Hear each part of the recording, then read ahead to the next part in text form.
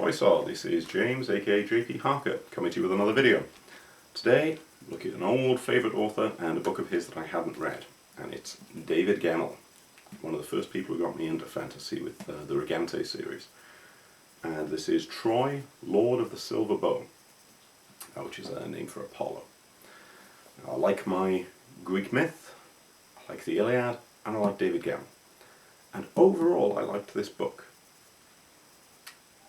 I put this in my initial sort of review on Goodreads. It's a shame because David Gemmell sets a very high bar.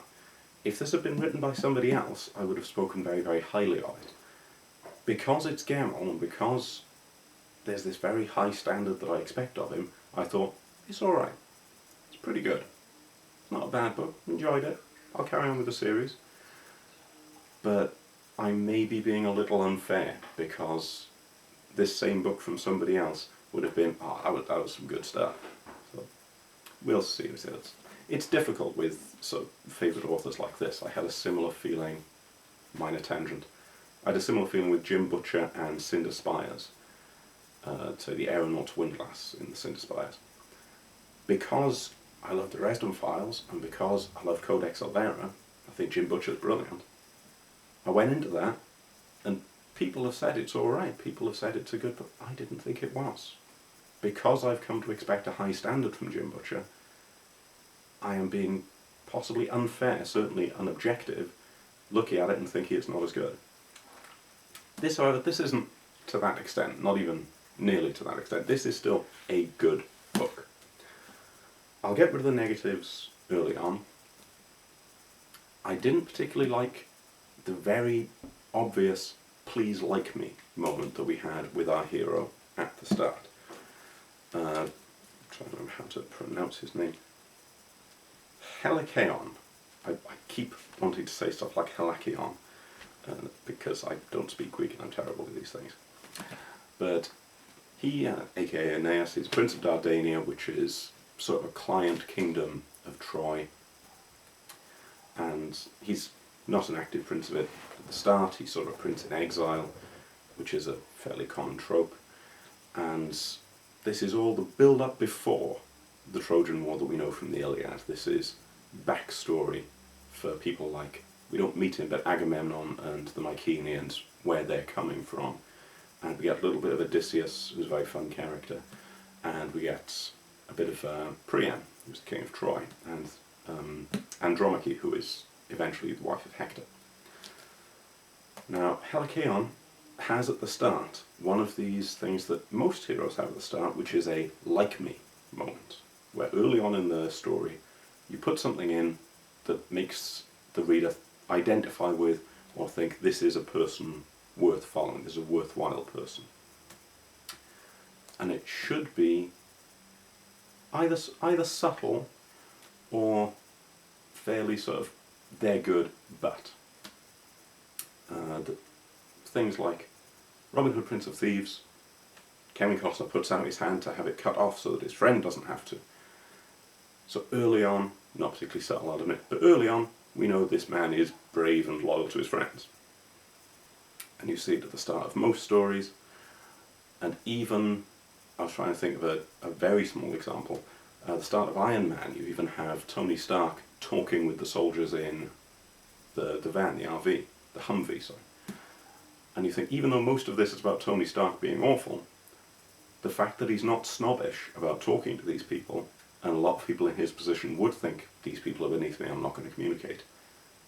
Even though he's bragging, and even though he's arrogant, the fact that he's clearly not snobbish about it is a tiny bit of goodness in him.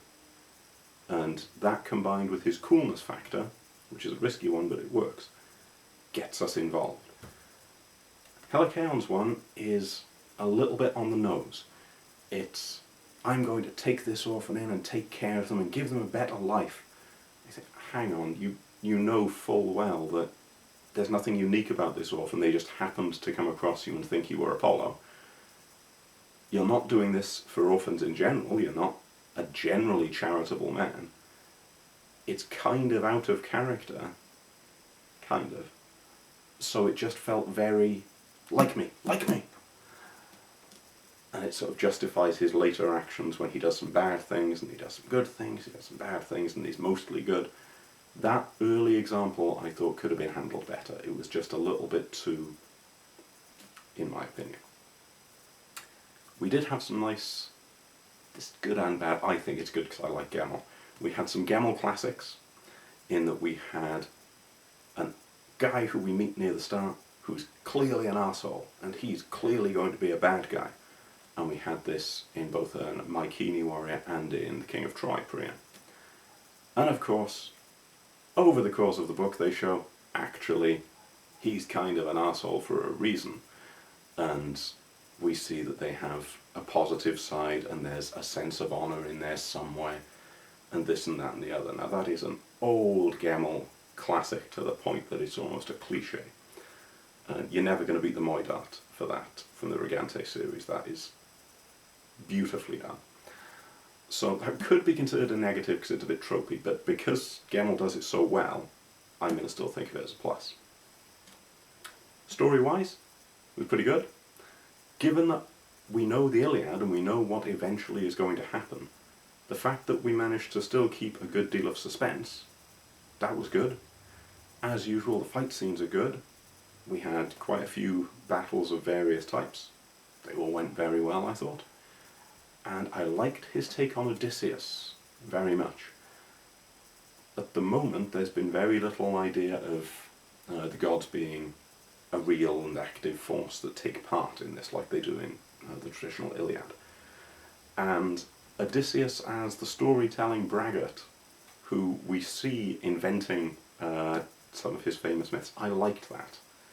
Because I've always liked Odysseus as a character, and that the way that he's been played within this is fun.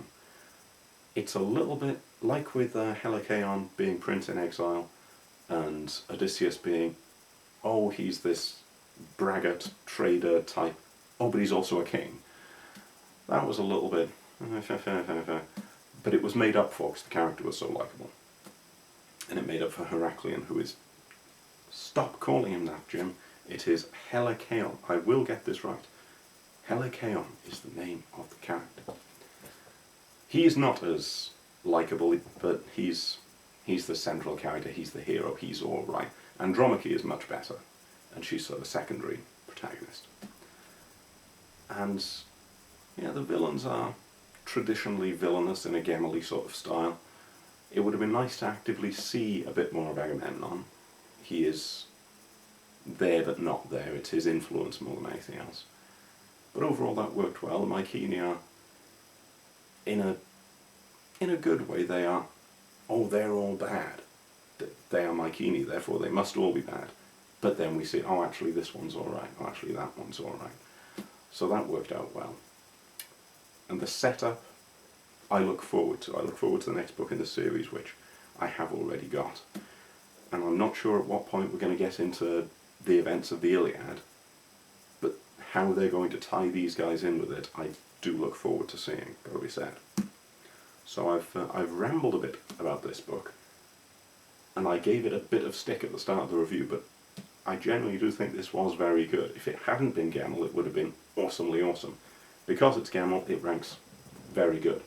And so I will still recommend it to pretty much anyone. If you like your Greek myth, if you like fantasy, go for this book. It's got its flaws, but it really is well worth it, and it's, for a big hefty book, wasn't a chore to get through by any means, and I don't think the next one will be either. So I'm going to leave it at that and give it a quick recommendation. Troy, Lord of the Silver Bow, by the man, the myth, the legend, David Gemmell. That'll do for now, and this is James, aka JP Harker. Will bow.